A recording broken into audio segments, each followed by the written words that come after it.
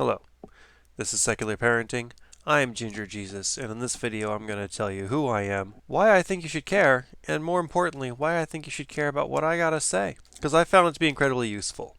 Like many people in this country, I grew up in a broken home. Not going to go into the particulars, but generally speaking, I wasn't, I don't believe I approached adulthood with a very good skill set. Emotionally speaking, psychologically speaking, I just really didn't know how to be an adult. And the people who raised me did their best. They tried, but they had their own issues, and we're not going to go into all that. We may touch on some details and particulars later in future videos, but for today, wavy curtain. What I was raised with was religion, a very totalitarian form of religion.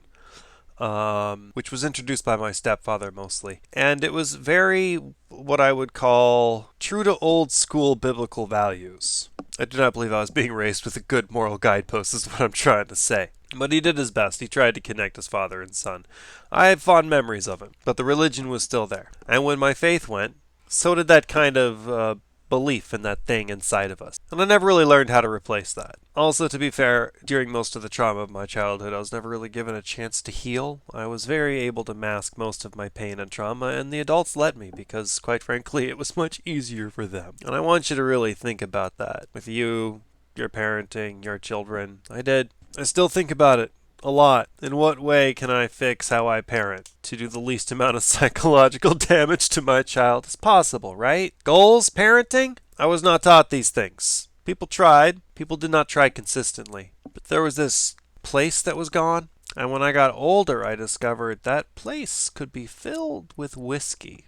Oh, life was good. Until it wasn't. I only had one goal in life. I wanted to be a father. It was the only thing I knew how to do. I wanted to raise a child. I wanted to be a father. And I got lucky. I found a woman who said yes. And it is. She's an amazing woman. She's helped me grow tremendously. I thank her for more than she'll ever know. Now, keep in mind, she does have 2 children from a previous marriage. I have known this family for the entire lifetime of all these children. Like, me and her go back. This relationship, we didn't meet at a library and our eyes met. This was a very slow, organic growth of 2 people trying to figure out what's wrong with themselves and supporting each other in the process. But I've been a friend, at least, for a good portion, actually all of these children's lives. And I've always been a male authority figure. And now I am the stepfather, so it's a strange emotional bridge which I've discovered has helped me relate much more to my own stepfather. So they did a good job. Being a stepfather is challenging. You have to both be a father and a mentor and somebody.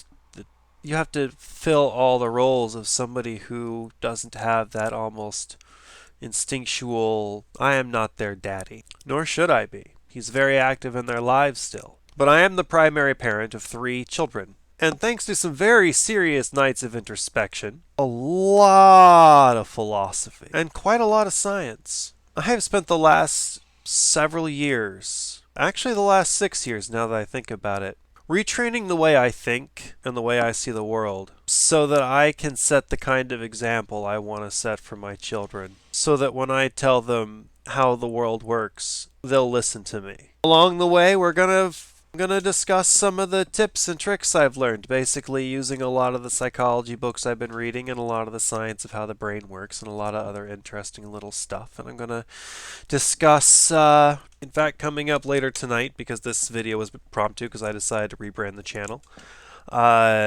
Later on tonight, it will be the video I have been working on all day, which is in fact a top 5 ways to help your child overcome adversity long run. Help them become adults who are people who overcome adversity.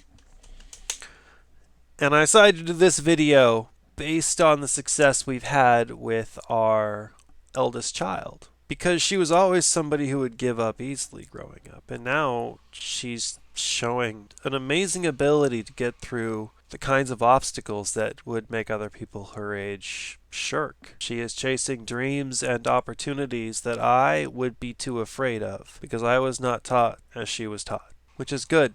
That means I'm getting better, which means they're getting better. That's my goal as a father.